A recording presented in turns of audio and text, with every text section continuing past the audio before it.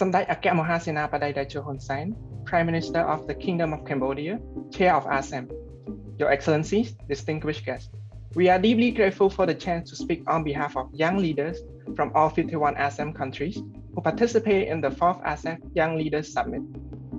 The last 2 years has brought dramatic changes. We were hit by a global pandemic that hurt us all and highlighted economic, political, and social divides. We are on the verge of a post-pandemic world marked by inequality. Striving for a more equitable world will be yet another challenge for our generation. Now, we need decisive and bold leadership. Regarding good health and well-being, we must work together in the spirit of solidarity to tackle the current pandemic and prevent others.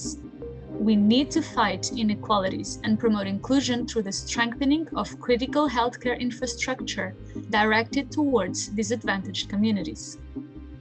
Regarding quality education, intergenerational collaboration is crucial to navigate the new normal.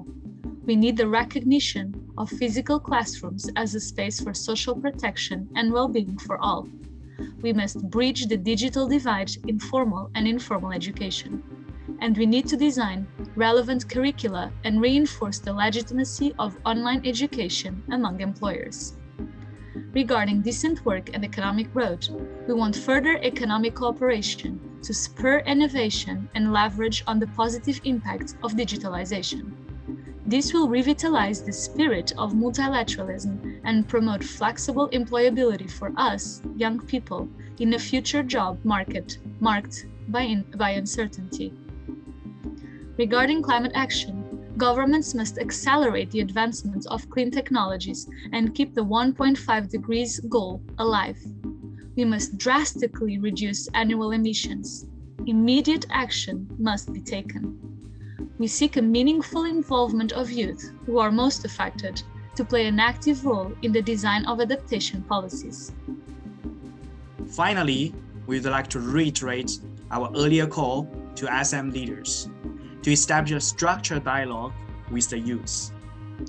We have been showing up, leading by example in our communities, and proving that our generation is committed to a better world. Our message is a call for intergenerational unity and inclusive leadership on a policy level and through actions on the ground.